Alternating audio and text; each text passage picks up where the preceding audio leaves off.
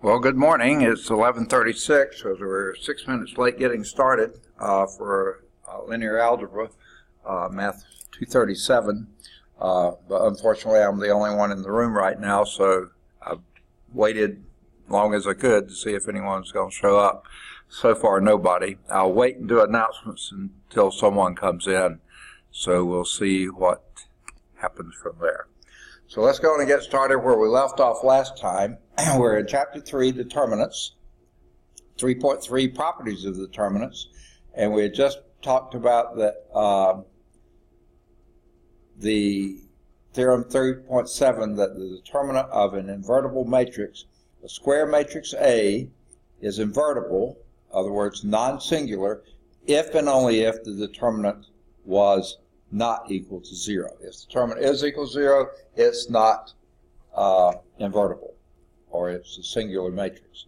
So if it's not. So we were just about to do example 3, which is on page 122, and it says, which of the following matrices have an inverse? Okay, here is the A matrix, which is, let me get my pen set up. Okay, matrix, the first matrix here under subtopic A, a little letter A, 0, 2, negative 1,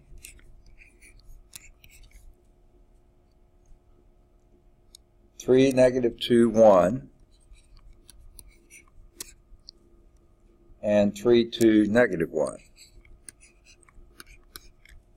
Okay, now, or B. B looks almost the same, 0, 2, negative 1, 3, negative 2, 1, and 3, 2, 1. Okay, the only thing different between these two matrices is the sign of the very last entry. The 3, 3 entry is a -1 in the first and a 1 in the second. It says which of those are which of these has an inverse. Okay? Now, since we know that only matrices are invertible, a square matrix is invertible if and only if the determinant is not 0. Okay? And what we know about determinants now, we can't guarantee just looking at it we know, unless, of course, one row or one column is a multiple of the other. And if you'll notice here, even though they have similar numbers, some of the signs are different, but if you look at the second column and the third column, you see that they only differ by a factor of -2. So this one would be singular, non-invertible. This one, can't tell for certain, but at least it has a chance. It says which of them has an inverse, and they just, this one doesn't because the two columns differ only by. This one we don't know, but let's see. Now, how do we do the determinant of a 3 by 3? Probably the easiest way is to expand it. So that would be a 0, 2, -1, 0, 2, a 3, -2, 1, 3, -2, and a 3, 2, 1, 3, 2. Okay, do your down diagonals, that's a 0. Down diagonal here would be a 6, so the determinant of this would be 6, and that's a -6. Oops, not looking good. Now let's do the up, and you'll do the negative of that, so that would be -6 again, and this would be a 0 again, and this would be another -6. So these two add to 0, but the other two add to -12, okay, which means this is a invertible matrix, okay, because -12 is not equal to 0, okay. It does have an inverse. It is a non-singular matrix. So that leads then to theorem 3.8. If A is an n by n invertible matrix,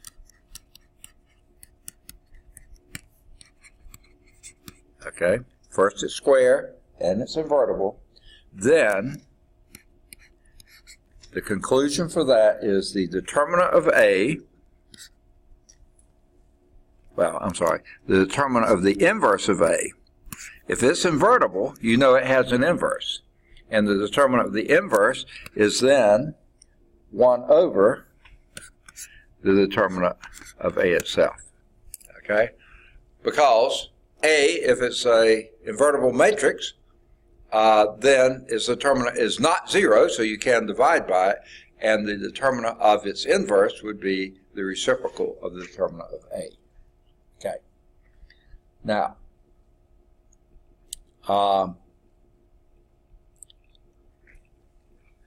and you can do, if you know that A is invertible, then the A times A inverse is equal to the identity matrix. And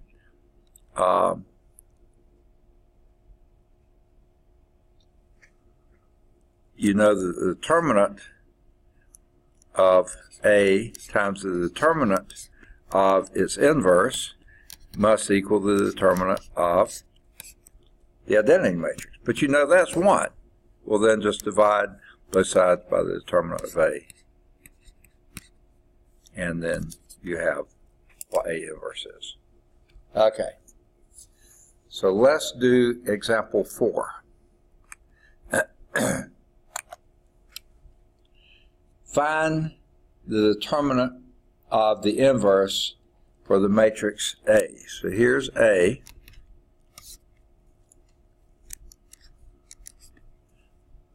One, 0, 3, 0, negative 1, 2, and 2, 1, 0. Okay, that's matrix A. Okay, we are looking for the determinant of its inverse. Now, do you want to find the inverse? I don't particularly, if that's okay with you, because we're not interested. We just want the determinant of the inverse. So the easy thing to do would be to take the determinant of A, okay? Just the determinant of A. Now, you got a lot of zeros in here, but none of them are in this. There's only one each in any row and any column. So I would say the easy thing to do here, since this is a 3 by 3, is to expand it, okay? And that just means repeat the first 2 columns, 1, 0, 0, minus 1, and 2, 1, okay? And then do your diagonals. That's a 0. That's a 0. And that's a 0. Not looking good, is it? But then the up one is going to be a minus 6, so that's going to be plus 6, and that's going to be minus 2, and that's going to be 0. Okay, so this is equal to 4. So the determinant of A is 4, so the determinant of A inverse, not knowing what A inverse is, we know it's got to be 1/4. That's it, okay?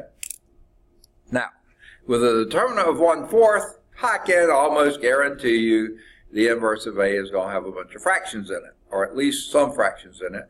Otherwise, how do you get a determinant of 1/4? So if all we're interested in what's the determinant, this is the easy way to go. Okay? Now, if you go back to 3.7, which is the top of the previous page, it's another condition that can be added to the list that we started way back in 215, and maybe even before that. But here's another condition, so this leads us up to 6 conditions that are equivalent conditions for non-singular or invertible matrices. Okay, so let me erase this ink and get this. So first, A is an n by n square matrix. It's got to be, otherwise none of it makes sense. then all the following statements are equivalent. Okay, all these are equivalent. Number one, if we know A is invertible, okay, that means we know each of the others, okay? One of these is that A, matrix A,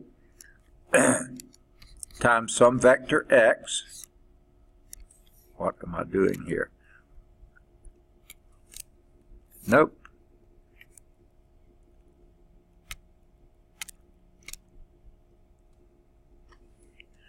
Goodness gracious, this thing is a pain in the neck sometimes. Okay. A times X, okay, is equal to some vector B, that this has a unique solution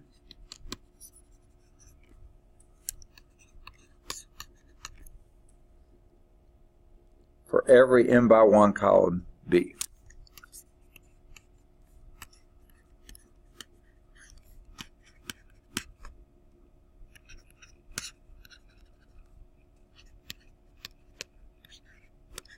Okay. Has a unique solution for every unique B.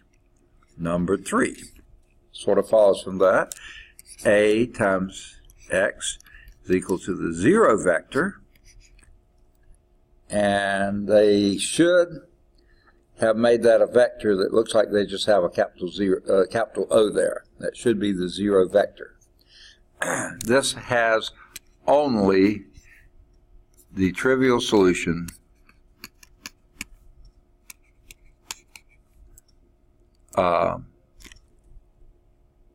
has only a trivial solution, which is the 0 vector. Okay, that's the only one it has.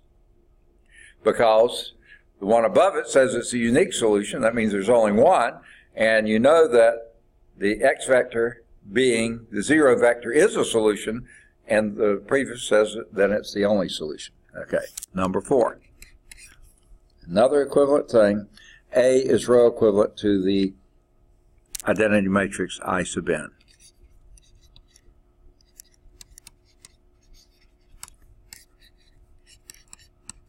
Okay. And 5, A can be written as a product of elementary matrices.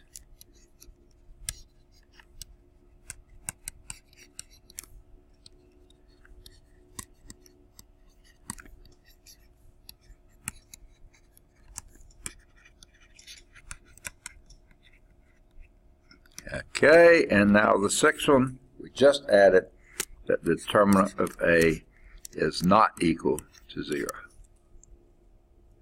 Those are 6 completely interchangeable equivalent expressions.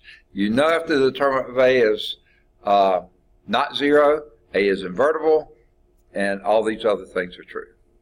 Okay, so let's do example 5. Which of the systems has a unique solution? Okay. 2x2 minus x3 is equal to minus 1. 3x1 minus 2x2 plus x3 is equal to 4, and 3x1 plus 2x2 minus x3 is equal to minus 4. Or B is 2x2 minus x3 is equal to minus 1. Exactly the same equation there. 3x1 minus 2x2 plus x3 is equal to 4. exactly the same equation there. And 3x1 plus 2x2 plus x3 is equal to minus 4. It says which of these systems has a unique solution? Well, it should be fairly fresh on your brain because we just did it. If you did the matrix A of the coefficients here, you would see that you would get 0, 2, minus 1, 3, minus 2, 1, and 3, 2, minus 1. Okay? That is your coefficient matrix. Does that look familiar? If you go back to the top of page 122 that we just did,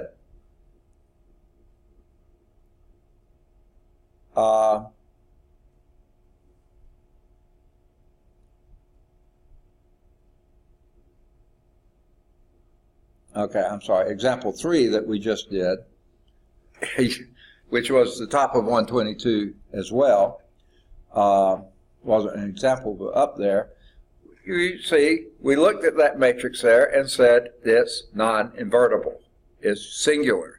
So if that's a singular matrix, then this does not have a unique solution. It cannot, okay?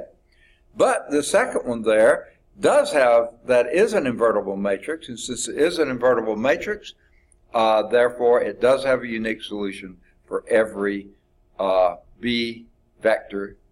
And this is just one B vector. It'll have a solution for that, okay? Because we determined already the determinant of this one is 0, and the determinant of this one, let's just call it B, is equal to minus 12, which is not equal to 0, okay? So therefore it does have a solution. Every invertible matrix does have a solution. All right. Now, let's try some other manipulations. We saw that the determinant of an inverse is 1 over the determinant of the matrix, whose that inverse that is. Okay? Let's see if there's some other things we can do somewhat similarly. The first of these is, the next theorem tells you that the determinant of a transpose of a square matrix is equal to the determinant of the original matrix. Okay? So basically it's saying if A is a square matrix, okay, then the determinant of A is equal to the determinant of the transpose of that matrix. Sorry, I'm having trouble writing.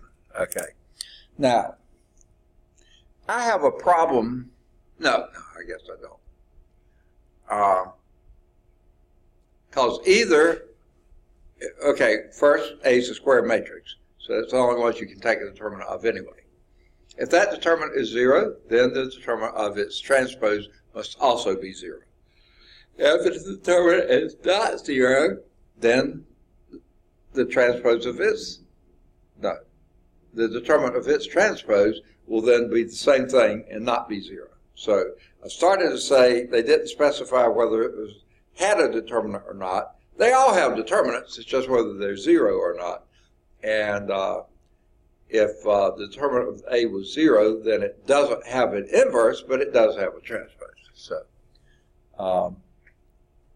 So let's see why. Let's do example 6. I don't think I need the room, so here's matrix A,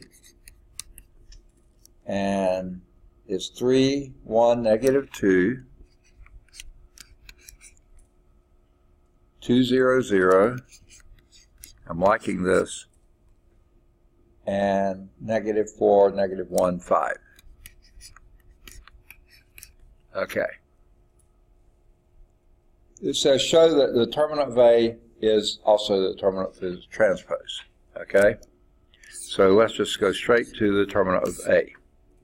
Now this one I wouldn't expand because you have a row with all zeros except one member, and that is the 2. So, and 2 is in a negative position, so that would be negative 2 times what's left when you wipe out row 2 and column 1. And it's a negative because this is plus minus. It's a minus position. And you have 1, negative 2, negative 1, 5. And this would be negative 2 times 5 times, or 5 minus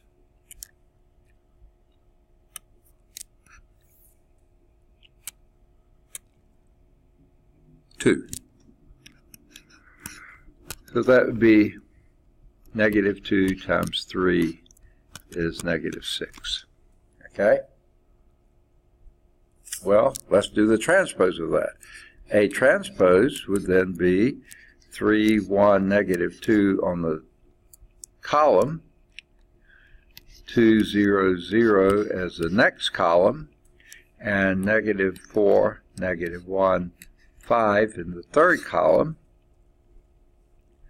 Let's do the transpose of, the determinant of that transpose. This time I would use the second column, and again the 2 is in a negative position, that's a negative 2 times the determinant of what's left, and we'll wipe out the first row and second column. You get 1 minus 1 minus 2, 5. So it'll be a minus 2 times 5 times a minus 2, 5 minus 2, sorry, I keep putting that too soon, and this would be negative 2 times 3, which is negative 6, and that is indeed the same. All right. And it's precisely the same because you're just interchanging rows and columns, so you just go down the column that corresponds to the previous row, and they're the same numbers, so they've got to be the same. Now, there's a linear algebra applied here. It says systems of linear differential equations often arise in engineering and control theory. For a function f of t that is defined for all positive values t, the Laplace transform of f is given by a formula here. And it says Laplace transforms and Cramer's rule, which uses determinant to solve a system of linear differential equations, can often be used to solve systems of differential equations, and Cramer's rule is going to be mentioned in the next section, which is coming up next. So there was Laplace. Who was he? Who was Cramer? What's the Laplace transform? How is it used? Who uses it? What does it do for you? Or Cramer's rule, what does that do for you? Okay, several potential paper topics right there. That's the only reason I mentioned it. Okay, homework exercise at 3.3. You can do any of the odds 1 through 5. There's multiple parts, 4 parts on each. Well, actually 5, because then you have to verify something. But that based on the 4 things you did to begin with. Okay, then you have any of the odds 7 through 11. Then any of the odds either 13 or 15 or both. And these, by the way, are all answers in the back of the book. And you can see www.calcchat.com for worked out solutions to the odd number exercises. Okay, then you can do any of the odds 17 to 23 and any of the odds 25 through 29. You can do any of the odds 31 to 35. You can do any of the odds 37 to 43. Again, these are all at calcchat.com. You can do any of the odds 45 through 50.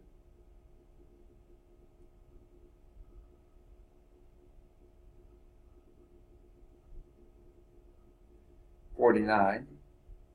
Trying to make sure I wasn't grouping some together that didn't go together. You can do 51. That should be at Calc Chat. Do either 53 or 55. They should both be at Calc Chat. There's a proof 57 that should be at Calc Chat. Then you could do either 59, 61, any of the odds of those. Either of those two. There's a guided proof 63. True false 65. They should all be at Calc Chat.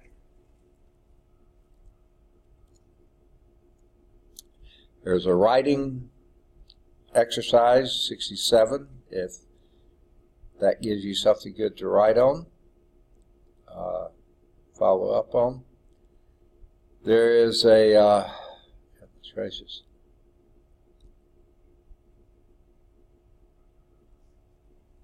Oh man, my head is clogging up again. I don't know if it's one of the students was complaining the room was too cold, and maybe it is. I hadn't really noticed it, but I do notice I'm having more and more trouble breathing. So sorry if I'm sounding weird in the recording. There's a writing exercise 67. You can look into that to see if it's something you're interested in. There's another proof 69. Then here they go again, identifying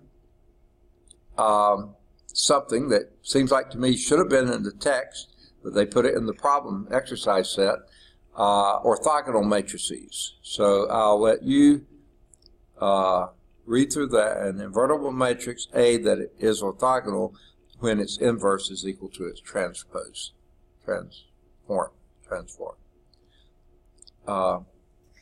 Saying it right. Transpose. It's transpose. I said it right the first time. So those are any of the odds 71 to 75. There's a proof that's 77. Then another definition. All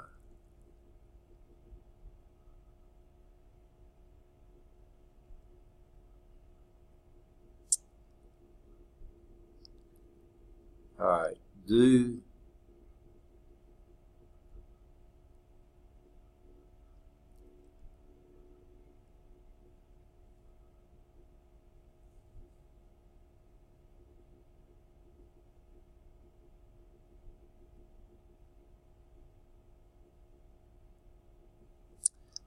All right, so 79's one I think you could do. It doesn't look particularly fun because it has all those fractions, but I think if you factor out the factor of 1/3, then you have a matrix that's a lot easier to play with. So try that.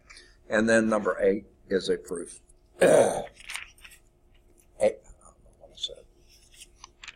81 is a proof. I said 8. I don't know where that came from. So let's it started on 3.4. Because I'm having more and more trouble talking, breathing, let me pause for a minute here. I'm going to go clear my head and maybe get something to drink. I ate a little snack right before class, but I had to rush it because I had a student from the last class stay and ask me a bunch of questions. So it may be why I'm clogging up some is because I didn't drink enough after the snack. So I'm going to go add something to drink. So I'm going to pause this and I'll be right. All right, sorry, I'm back, but I did clear out my head some, and hopefully my voice is a little bit better. Got a couple swigs of water and a little bit of carbonation trying to loosen things up. So I hope I'm in better shape than I was then, but I am developing a headache too. I don't know if it's the temperature changes, allergies, pollen, and my wife is suffering through a really bad cold right now. I'm hoping that's not what I'm getting, but I don't know. It could be any of the above. Hopefully it's just something temporary. So let's move on. I'm so sorry. I can't talk. To 3.4. And that's applications of determinants. Now we're not going to do everything here, but I'm going to do just enough, hopefully, so you can move on from this. And the first part here, I find is tedious, okay? But in order to do the rest of it, you kind of need to know this part. And this part is called the adjoint of a matrix, okay? And so far in this chapter, you have studied procedures for evaluating and the properties of determinants. In this section, you'll study an explicit formula for the inverse of a non-singular matrix and use this formula to derive a theorem known as Cramer's rule. Then you'll solve several applications of determinants. Okay, so that's the procedure. So first we'll do find the adjoint of a matrix and use it to find the inverse of a matrix. Not saying it's any easier than the other way, but it's just another way to do it. We'll use Cramer's rule to solve a system of n linear equations in n variables, and that's using determinants. And we'll use determinants to find areas, volumes, and equations of lines and planes. So that'll be the last thing. So if you go back to 3.1, the very first one, remembering what we called the cofactors, Cij, of the square matrix, and the cofactor of a matrix is defined by the sign of the placement. Now they do the -1 raised to the I plus j power, okay, and that certainly works. It also works just to do plus minus, plus minus, plus minus, you know, so that works too, okay. So you do the cofactor, which is the plus or minus, times the determinant of a matrix to obtain by deleting the ith row and jth column, and you come up with a matrix of cofactors then, okay? So, and those cofactors are C11, C12, C13, C1N, I think they name it here. Yeah, N. And then you do C21, C22, C23, to C2N. Then you do C31, C32, C3. These are all cofactors now. 33, down to C3N. Then you can dot this on down till you get to CN1, CN2, CN3, that's an N, that's an ugly N, to CNN. Okay, that's not cable news network. Okay. Now, that's your matrix of cofactors, is what it's called. Okay?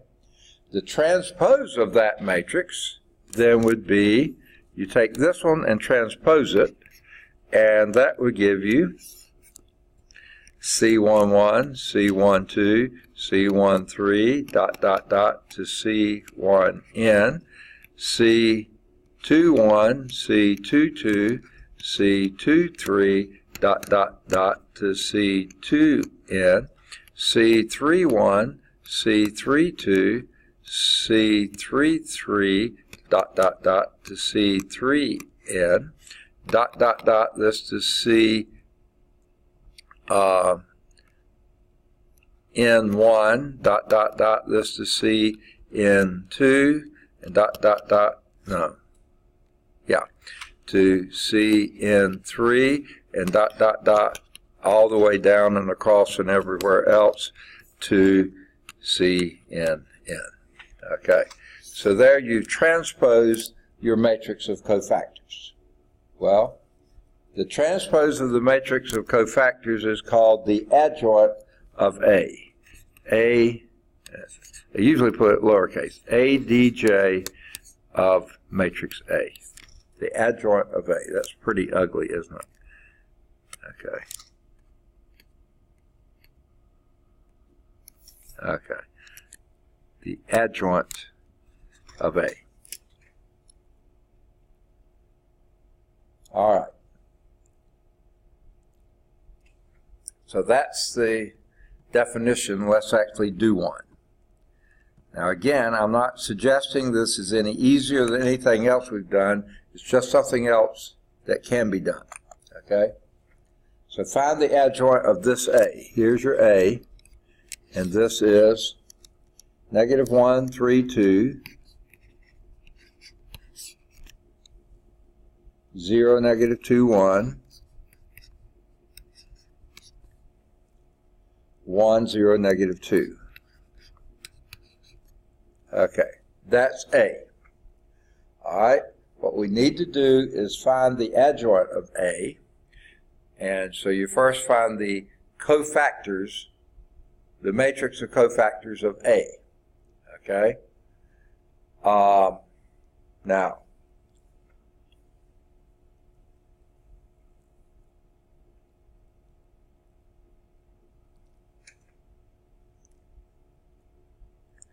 I guess I'll do it in gory detail.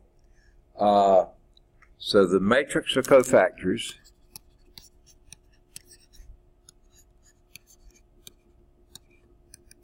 Okay, matrix of cofactors.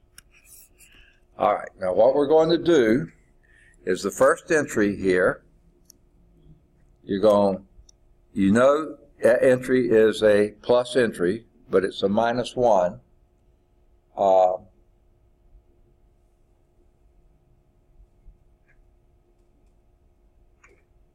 Okay, but we don't use the -1. Okay, we just use the sign that goes with that, and that's a plus. And then you do, when you wipe out this row and that column, then what you're left with is a 4 minus 0, so that's 4. Plus entry, so that's going to be 4. Okay? Now,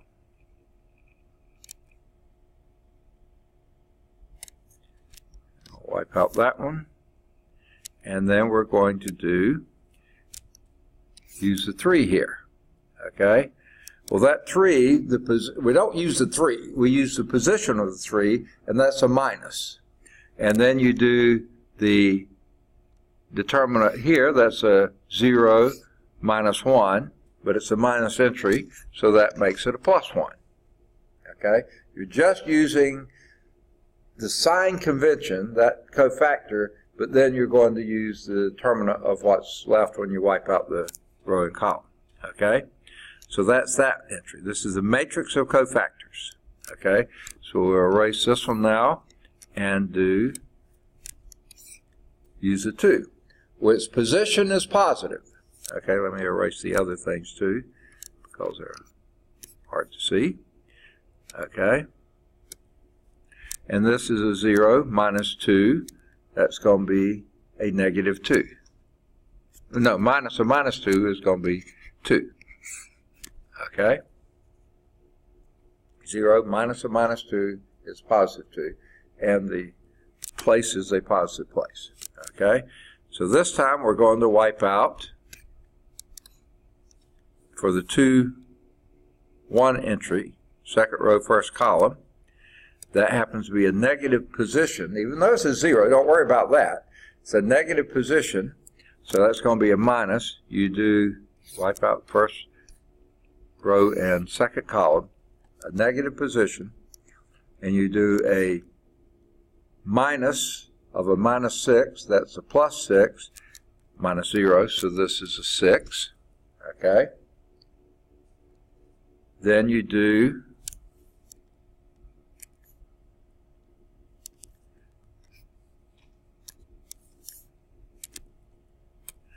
the 2, entry. That's a positive entry. Doesn't matter that it's a minus 2. We don't care about that. It's a positive entry, but then you do your determinant of what's left. Okay? That's a 2 minus 2. That's going to be 0. Positive 0, doesn't matter. It's a 0. Okay? Then you do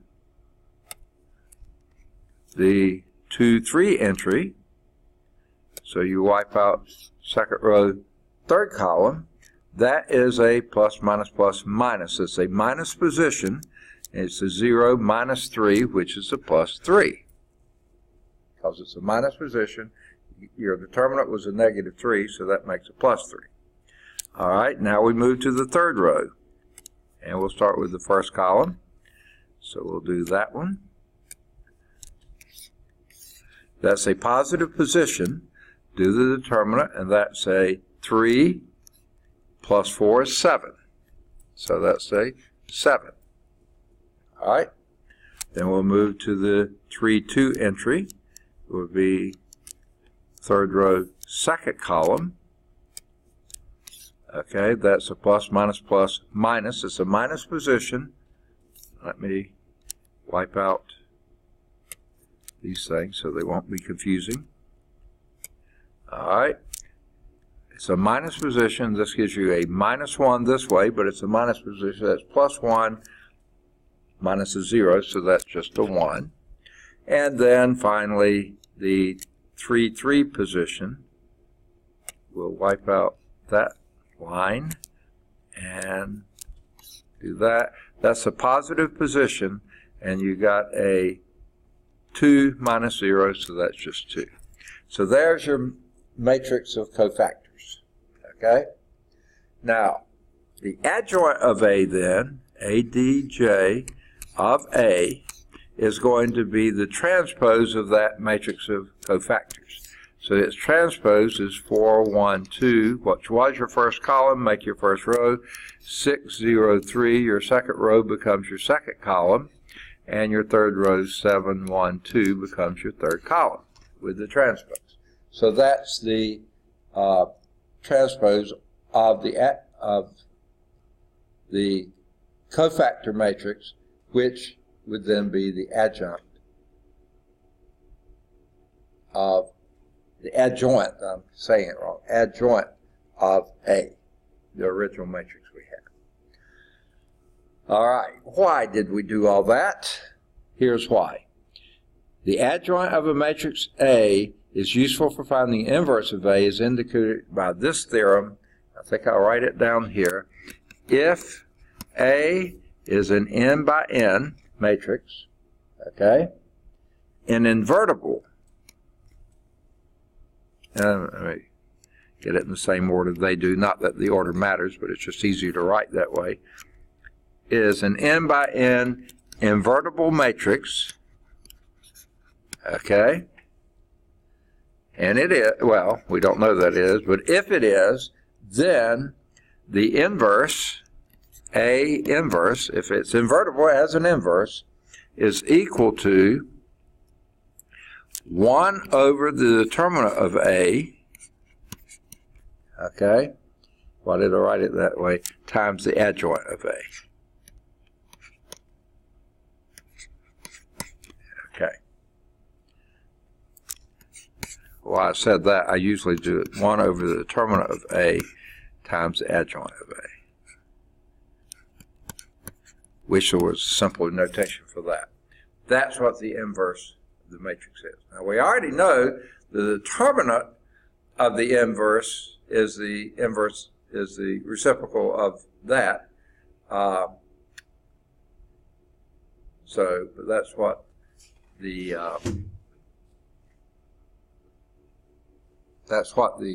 actually the inverse matrix is. Okay. Now they go through a proof here, and it's a pretty long and involved proof with a remark on the side, and you can read all that.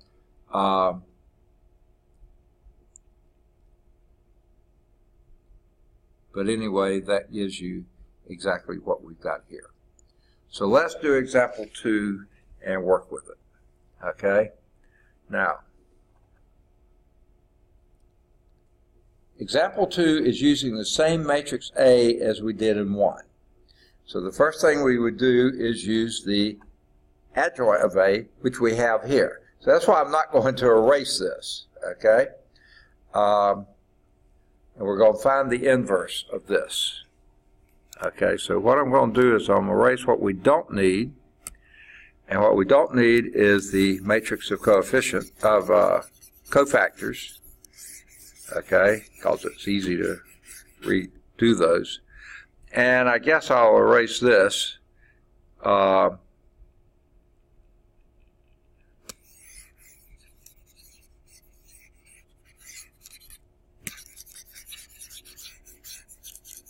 Okay. Now,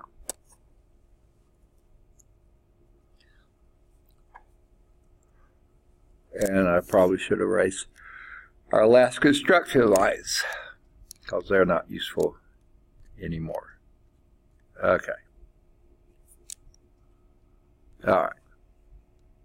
While I was erasing, let's get it on. All right. Now what we have here is the inverse of matrix A is 1 over the determinant of A times the adjoint of A. So we have A, we have its adjoint, so all we need is its determinant.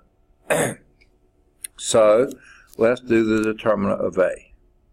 Well, that's a good old 3 by 3, so let's do its determinant by expansion.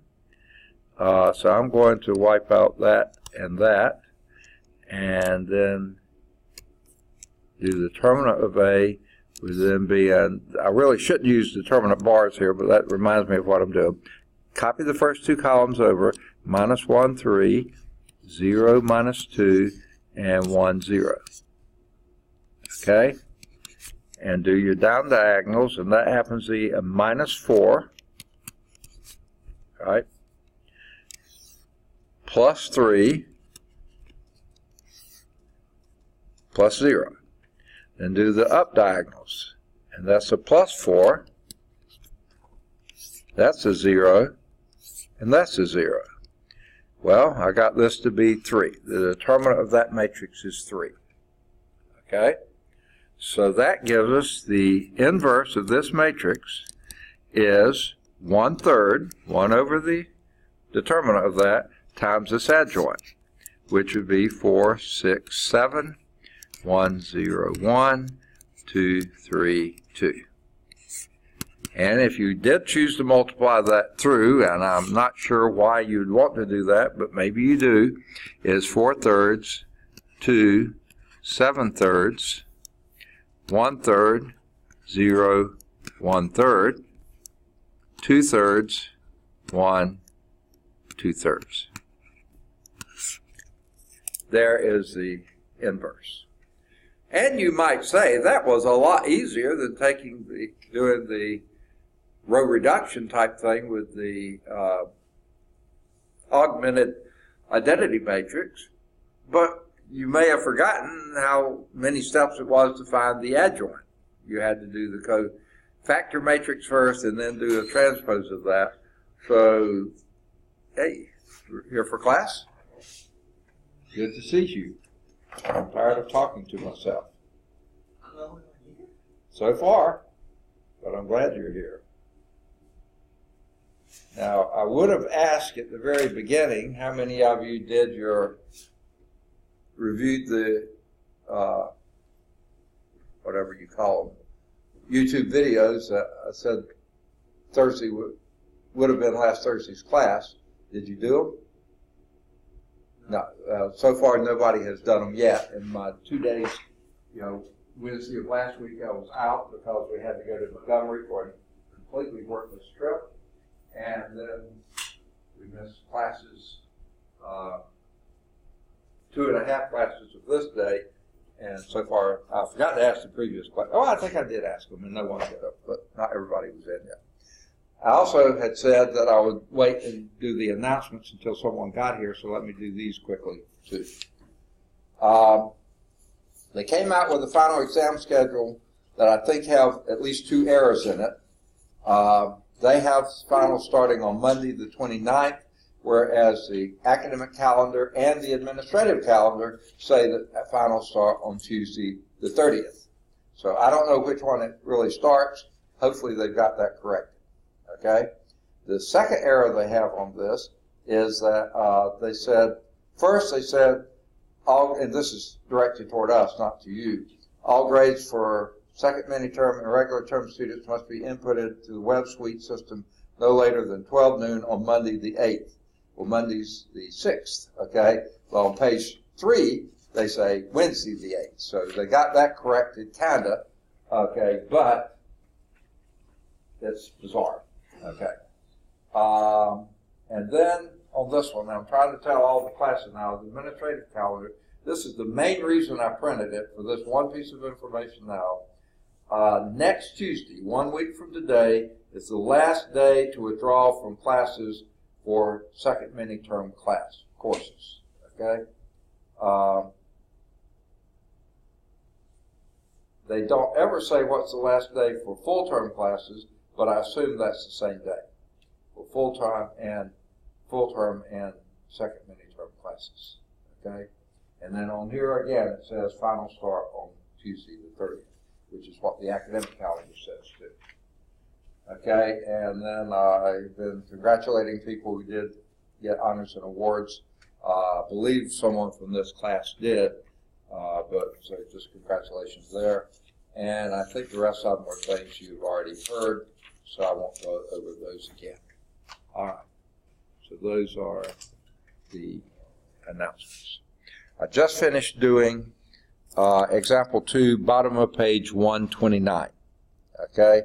And hopefully I got the same inverse that they did here. 4/3, 2, 7/3, 1/3, 0, 1/3, 2/3, 1, 2/3. Yes. Okay. Now they say to check it by multiplying it by A and see if you get the identity matrix. Do you really want to do that? I'll be glad to do it if you want to. It's just doing your matrix multiplication. You want to review that? See how to do it? Okay. So there's the inverse, or what we claim to be the inverse. Now I'm going to erase all the stuff we don't need now. I'll take off that, take off these, take off these two, and there's your matrix A. Okay? Don't need this anymore.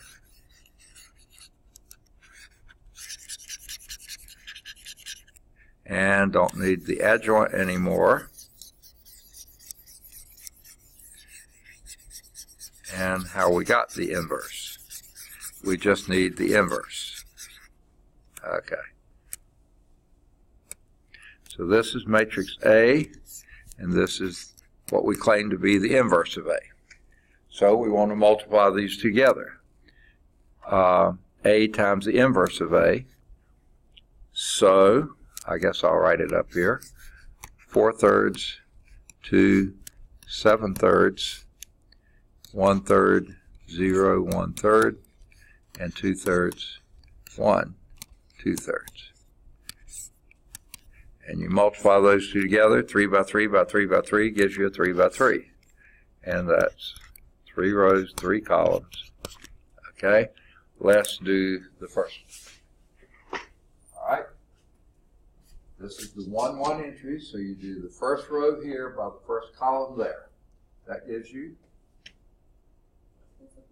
minus 4/3, right? Yeah, minus 4/3. Plus 1, okay? So that would be minus 1/3 plus 1/3. That gives you. Wait. I thought you were doing Okay. Minus 4/3 plus 1 is negative 1/3. Minus 4/3 plus 3/3 is minus 1/3.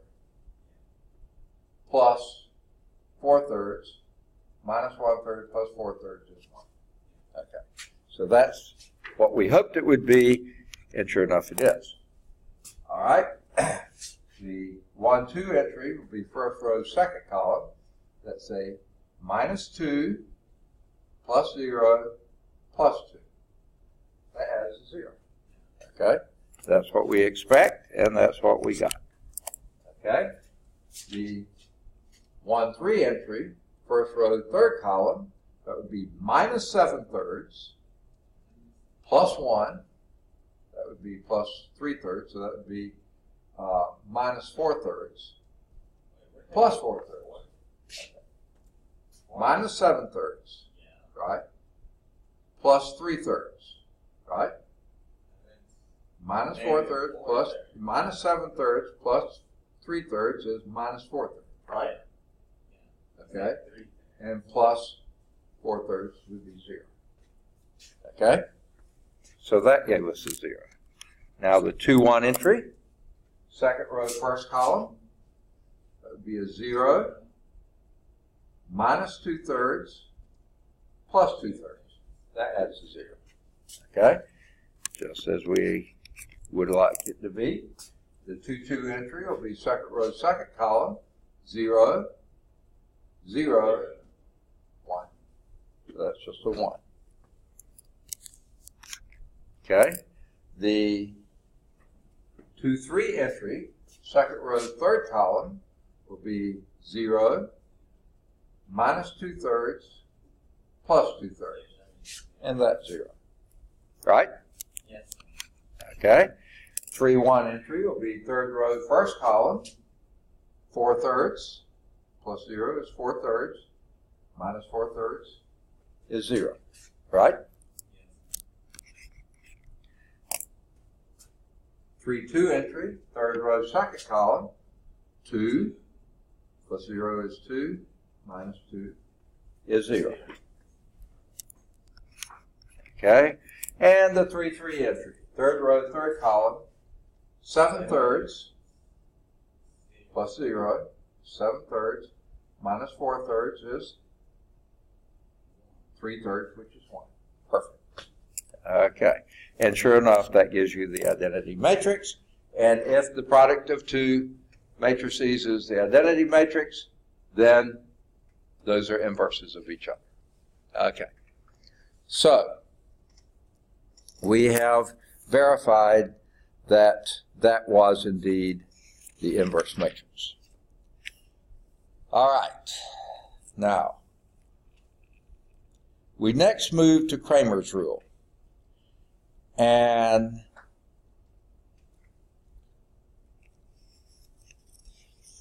I guess it's going to come out how the adjoint is used there, okay?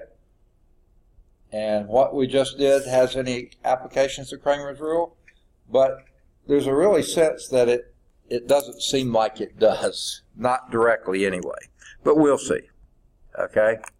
So here's Cramer's rule. Now, remember, this section is applications of determinants. Cramer's rule is another way to use a determinant. And by the way, Cramer's rule is named after Gabriel Cramer, and they don't list anything about him here.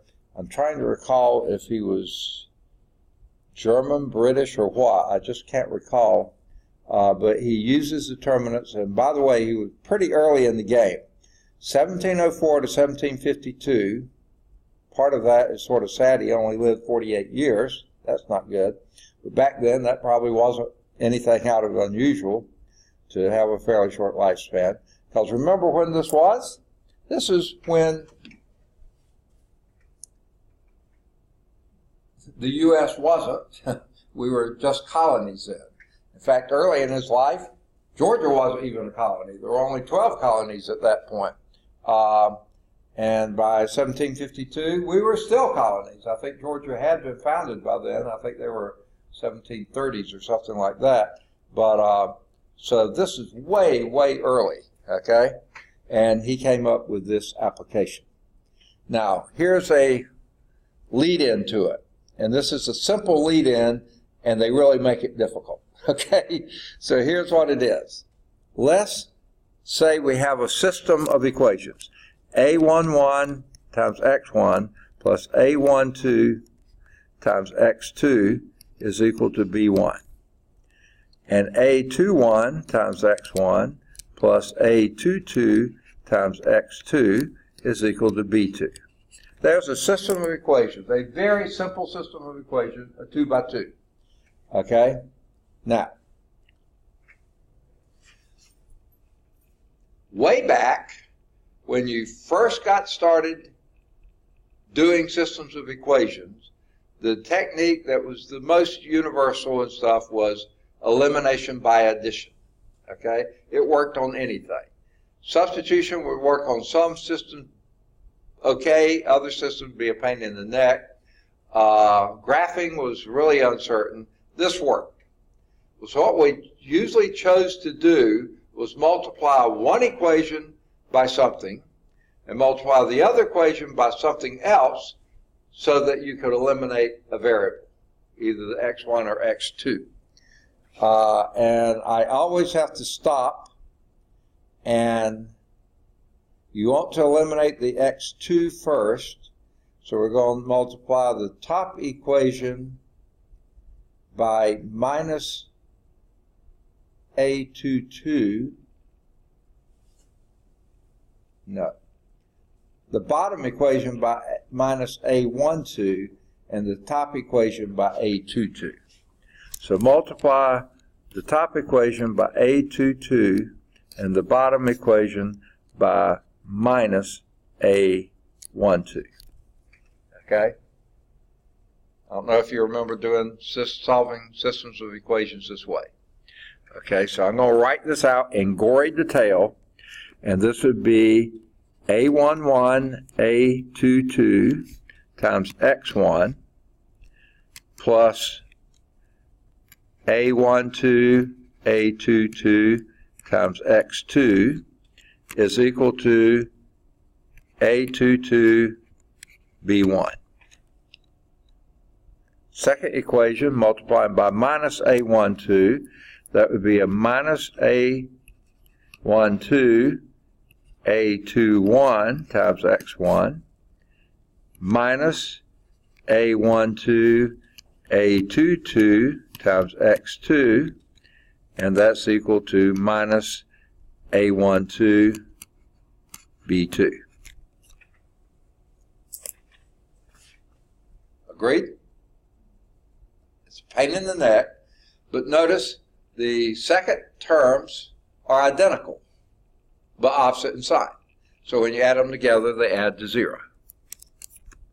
So that gives us a11, you add the two equations together, a22 minus a12,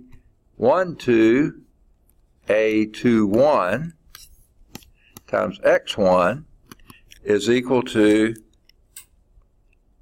a22 minus a12, I'm sorry, wait. Sort of botch that up some.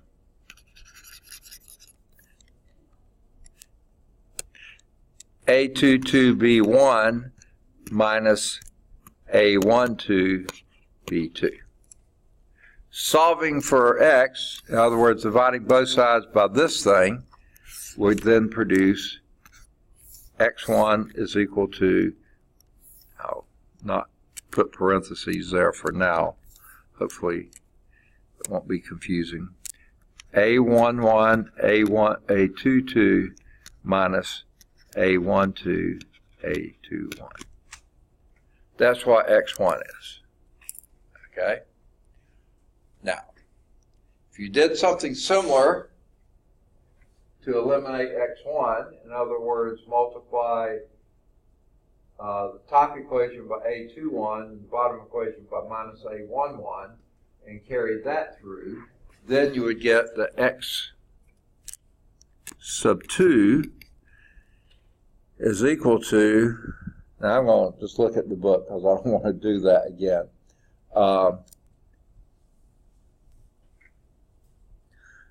Now they wrote them in a different order. The second one I write in the same order they do. I don't really know why they wrote it in this order. B2A11 minus B1A21 divided by A11 A22 minus A12 A21. Except they do 2, 1, 1, 2. It doesn't matter. Okay. Now, awkward but true. If you use elimination by addition, that works. Here's the interesting thing to note. These things look a lot like determinants, don't they? Product of one thing minus the product of another thing. Well, let's see if we can write those as determinants. Your x1 x of 1 would be the determinant of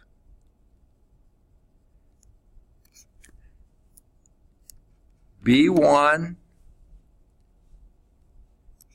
B2, A12, A22. That's its numerator. Its denominator would have been A11, A22,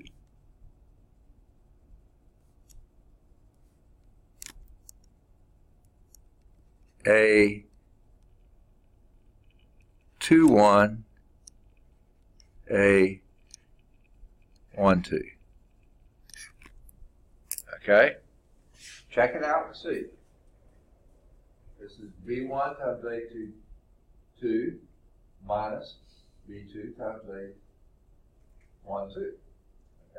This would be A11 times A22 minus A21 times A12.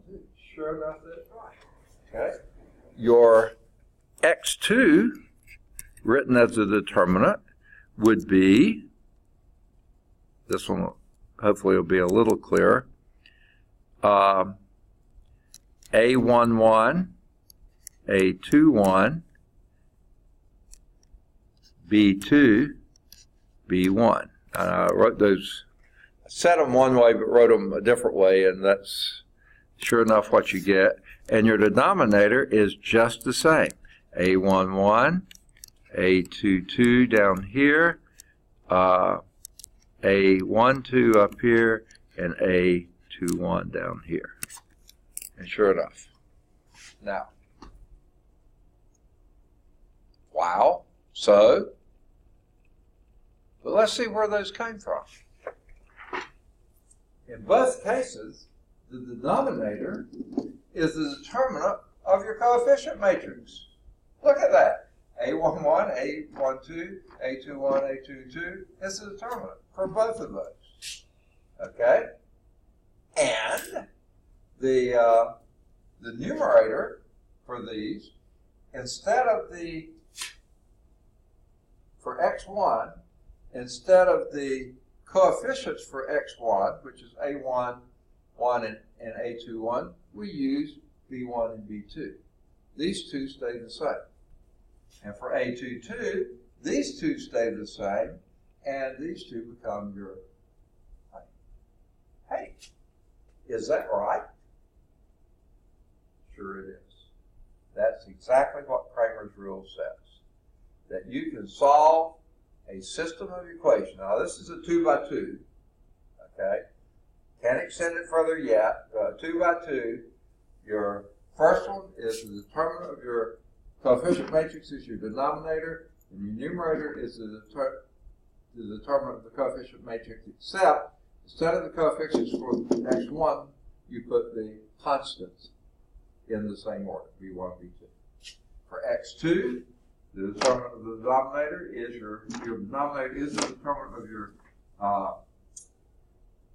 coefficient matrix, and your numerator is the same determinant, except that instead of the x2 coefficients, you put b1 and b2 in that. There it is. Okay. That's Cramer's rule for a 2 by 2. Okay? Now, they give names to things. They named this one the matrix A1. This, of course, is matrix A. This is matrix A2. And this, of course, is matrix A again. Okay? And they can shorthand it pretty much from there. So let's do example. Wait. All right, let me think. We've already gone out of past time, haven't we? Yes. Okay. Stop there. I have to eat lunch. Okay. We will pick up with example 3 next time. Sorry about that. That took longer than I intended. But before we go, let me give you your homework exercises from this section. And this is a long section. Sorry about that. Okay, you can do the adjoint and inverse of a matrix, any of the odds 1 through 7. You can do 9, which is a proof if you choose. I think you can do 11 if you choose. That's a proof. 13 uses that. 15 is a proof. And then hold off on Cramer's rule. So 15 is as far as you go. Once we get this done, we'll then use Cramer's rule. And they extend it to 3x3s, which obviously you can do. You just use the same procedure. Okay? And they talk about that after example 3, so we'll worry about that later. All right, so that's where we'll pick up next time. I didn't mean to go over because I don't have much time for lunch today, so we'll see you on Thursday. Oh, see you tomorrow, probably. Right. Okay. You have that. You too, thanks.